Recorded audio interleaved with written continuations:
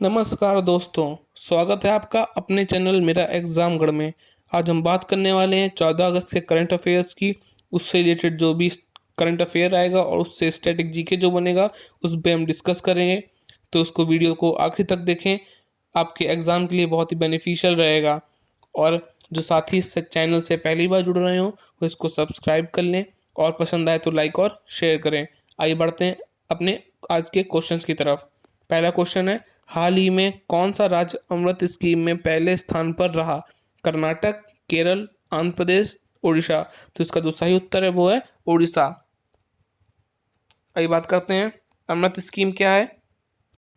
अमृत का full form है Atal mission for rejuvenation and urban transformation. Start कब हुआ था? 2015 में। किसके द्वारा? मोदी के द्वारा। हमारे प्रधानमंत्री हैं मोदी जी, उनके द्वारा शुरू किया गया था। और इसका मिशन क्या था? हर घर तक पानी पहुंचाना। कौन से एरियाज में? अर्बन एरियाज में, पाइप्ड वाटर। और ये किसके अंडर में आता है? ये आता है ministry of housing and urban affairs में। बात करते हैं उड़ीसा के बारे में। उड़ीसा की कैपिटल क्या है? भुवनेश्वर। और ये आंध्र प्रदेश, छत्तीसगढ़, झारखंड और वेस्ट बंगाल के साथ सीमा साझा करता है। और एक ये कोस्टल स्टेट है, मतलब कि इसके इधर बे ऑफ बंगाल है। और देखिए इधर चिल्का लेक है, सब भारत की सबसे बड़ी खारे पानी की झील चिल्का लेक। और यहाँ पे जो पुरी है, ये यहाँ पे जगन्नाथ जी का मंदिर है। जो ये पुरी है, यहाँ पे जगन्नाथ जी का मंदिर है। अब बात करते हैं इसके सीएम और गवर्नर के बारे में। तो उड़ीसा के जो सीएम है वो है नवीन पटनायक। कौन है? नवीन पटनायक। नवीन पटनायक। अब बात करते हैं गवर्नर के बारे में। तो गवर्नर कौन है? गवर्नर है गणेशी लाल। कौन है? गणेशी लाल।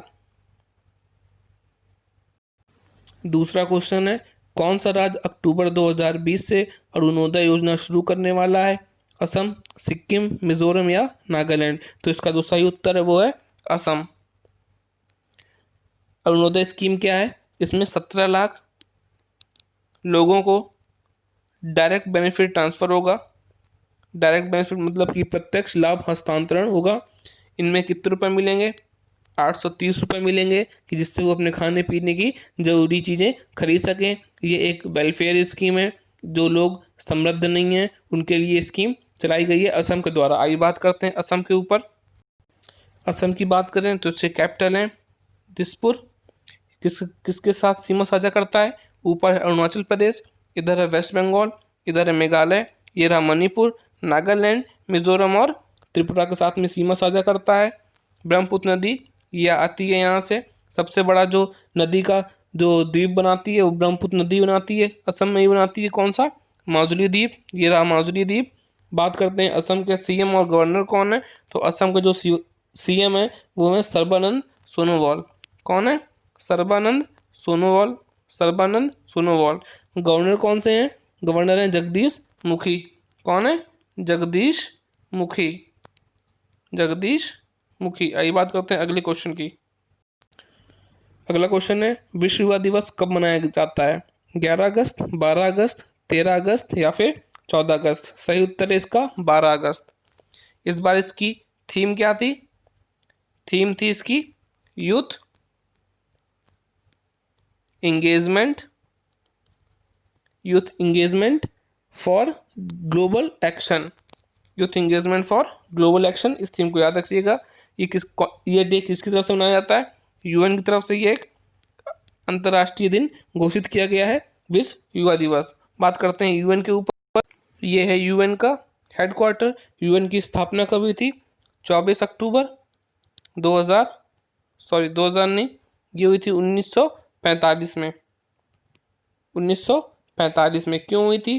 द्वितीय विश्व युद्ध खत्म हुआ था और उस टाइम ज़रूरत थी कि पूरे अंतर्राष्ट्रीय समाज में एक पीस हो, एक शांति हो। इसलिए इसको स्थापना की गई थी कि जिससे अंतर्राष्ट्रीय स्तर पर शांति की स्थापना हो सके। इसका हेडक्वार्टर कहाँ पे है? न्यूयॉर्क में। कहाँ पे है? न्यूयॉर्क में। मेंबर कितने हैं?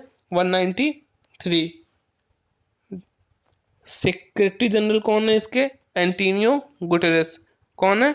Antonio Guterres. Antonio Guterres. और जो इसकी ऑफिशियल लैंग्वेज है वो कितनी है? ऑफिशियल लैंग्वेज है 6 कौन कौन सी यहाँ पे याद दे सकते हैं? कार सेफ नाम से, कार सेफ नाम से, कार से, सी से चाइनीज, ए से अरेबिक, आर से रशियन, एस से स्पेनिश, ई से इंग्लिश और एफ से फ्रेंच। तो ये 6 भाषाएं हैं जो इसकी आधिकारिक भाषाएं, ऑफिशियल भाषाएं। आइए बात करते हैं अगले क्वेश्चन की। अगला क्वेश्चन है, हाल ही में मणिपुर में पेट्रियट्स डे कब मनाया गया? 12 अगस्त, 13 अगस्त, 14 अगस्त या फिर 15 अगस्त? इसका सही उत्तर है वो 13 अगस्त। पेट्रियट्स डे मनाया क्यों गया? 1891 में एंग्लो मणिपुरी युद्ध हुआ था। एंग्लो मणिपुरी युद्ध मतलब ब्रिटिशर्स, उस टाइम पे भारत गुलाम था ब्रिटिशर्स का, तो एंग्लो मतलब कि ब्रिटिशर्स और मणिपुर के बीच में युद्ध हुआ था, और उसी की याद में ये जो कई सारे हमारे नौजवान भाइयों ने बलिदान दिया था, उनकी याद में मनाया जाता है। और उस दिन क्या हुआ था कि राम कुमार वीर, टिकेनजीत और थांगल जनरल सहित बहुत से मणिपुरियों को, जो इस टाइम पे प्रेजेंट इम्फाल एरिया है, वहाँ पे फांसी दे दी गई थी। ये है इम्फाल एरिया, यहीं पे उन लोगों को पूरी जनता के सामने फांसी दे दी गई थी। बात करें किसके किसके साथ ही सीमा साझा करता है, ऊपर है नागालैंड, इधर है असम, इधर है मिजोरम। तो इन लोगों के साथ ये सीमा साझा करता है, इन राज्यों के साथ में। और एक अंतर्राष्ट्रीय देश कौन सा है? म्यांमार, इसके साथ में सीमा साझा करता है। बात करते हैं मणिपुर के सीएम और गवर्नर की। तो जो यहाँ के सीएम है वो कौन है? वो है एन बीरेन सिंह। कौन है? एन बीरेन सिंह। और जो यहाँ के गवर्नर है वो कौन है? नजमा हेपतुल्ला। कौन है? नजमा हेपतुल्ला। आज बात करते हैं अगले क्वेश्चन की।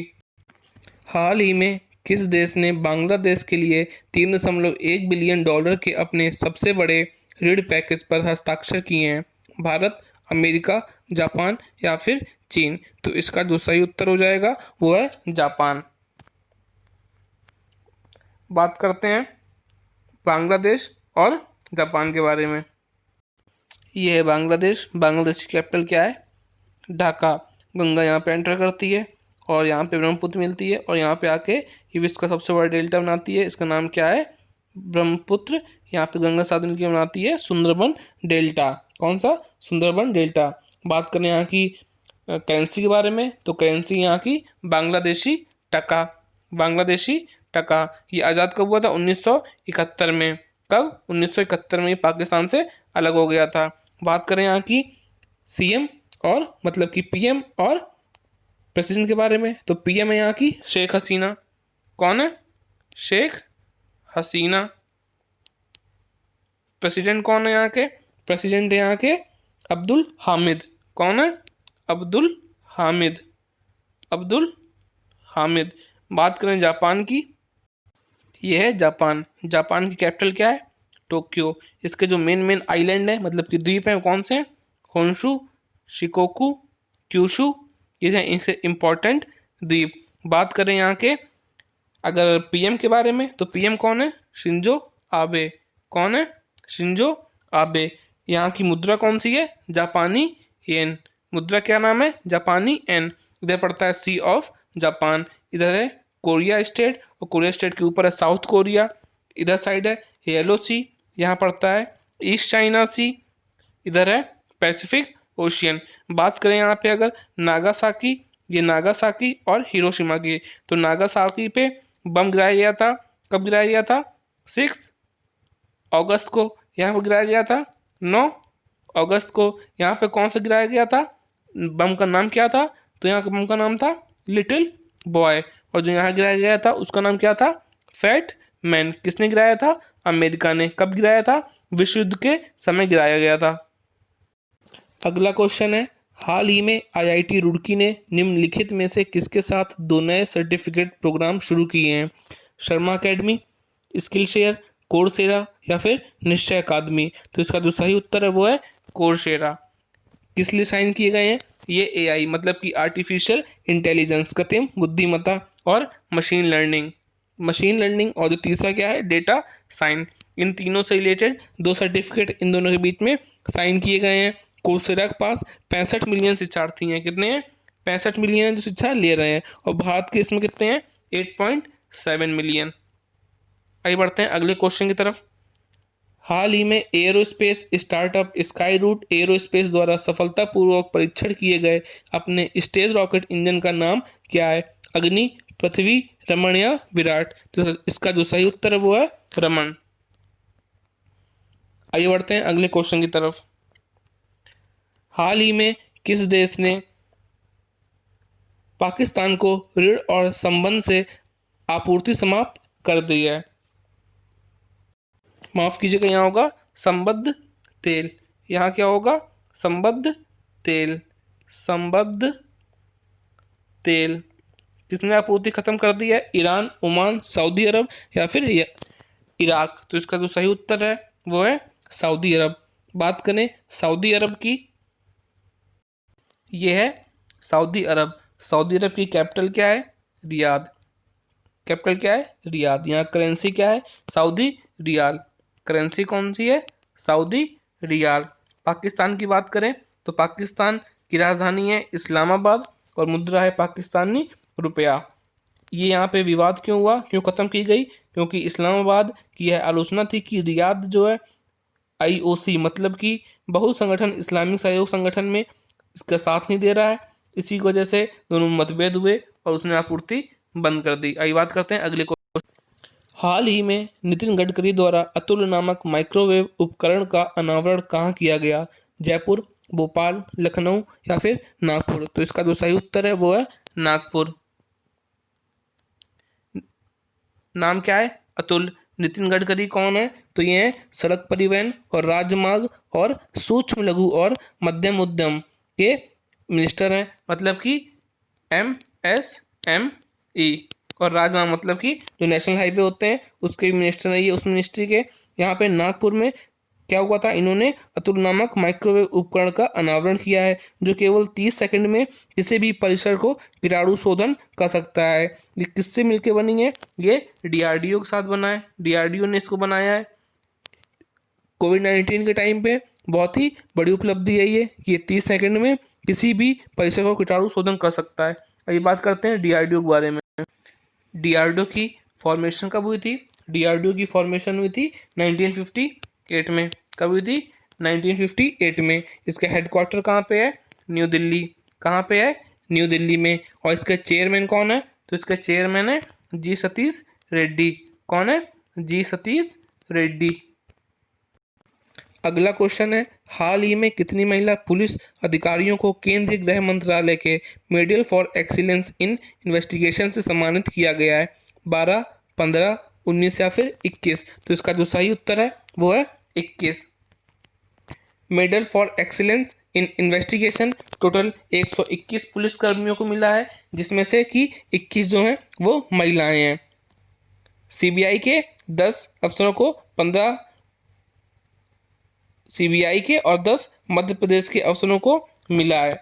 और भी कई अलग अलग स्टेट के पुलिसकर्मी हैं। आइए बात करते हैं सीबीआई के बारे में।